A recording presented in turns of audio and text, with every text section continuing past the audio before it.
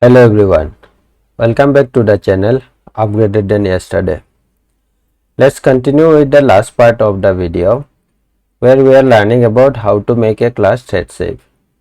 If you have not watched the other part of this video, please watch those before watching this video to get more clarity on the topic. Let's start with the last part of the video. Thread safety by using explicit locks. Explicit locks are the locks from java.util.concurrent.lock package. It was released with Java 5. In synchronized mechanism, intrinsic lock is used. So we just need to define the keyword and the JVM controls locking automatically. But in explicit locks, it gives manual control or advanced control over locking and unlocking, where we need to say when to lock and when to unlock. A few explicit lock classes are ReentrantLock. It is a basic explicit lock and a replacement of synchronized mechanism. Read and write lock. It is an interface for read and write locks. Reentrantreadwritelock. It provides separate locks for read and write. Stamped lock. It is an advanced lock introduced in Java 8. The stamped lock provides three modes of locking: regular reads, regular write, and a special optimistic read mode. In stamped lock, every lock or unlock operation returns and requires a stamp, which is nothing but a long value that acts as a token which proves that you are holding the lock. Let's understand the concept using counter class. Look at the class. The reentrant variable is declared as an instance variable. Here locking will happen using the lock variable of type ReentrantLock. A thread will acquire the lock by executing the lock method of ReentrantLock, and all other threads will be waiting for the lock on that statement of their executing method. Here the lock can be interrupted or unlocked by executing unlock method of the reentrant object. Always release the lock in the finally block as shown in the code, because finally block always gets executed. Although it is flexible, has more mechanism like tryLock, timeout, interruptible waiting, also has separate lock for read and write, but still there are disadvantages, like unlock has to be done manually, where there may be a chance of forgetting it.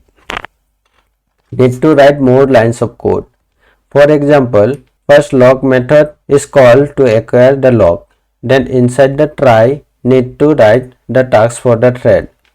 Then inside the finally need to write unlock method call. Risk of deadlock. The order of lock method and unlock method has to be followed strictly, else it will go to deadlock. Thread safety by using thread safe collections. Thread safe collections are part of java.util.concurrent package. It was released with Java 5, but many classes are added later. These collection classes provide concurrent access to data structure without external synchronization, using technique like bucket level locking used by ConcurrentHashMap, CopyOnWrite technique used by CopyOnWriteArrayList, blocking operation technique used by linked blocking queue to ensure data consistency across multiple threads. All the thread safe collections are ConcurrentHashMap. A thread safe hashmap uses segment level locking for thread safety.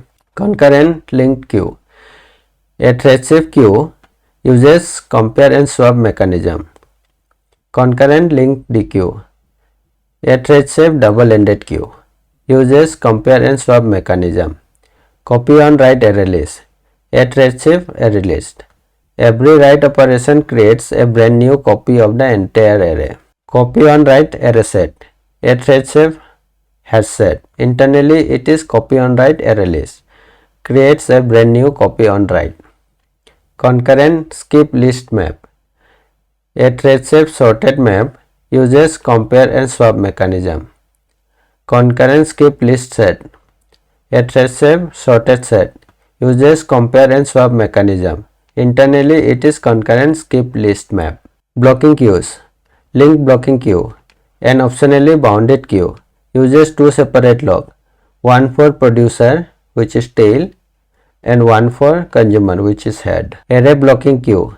A bounded blocking queue. It is fixed in size as it is an array and uses one single lock.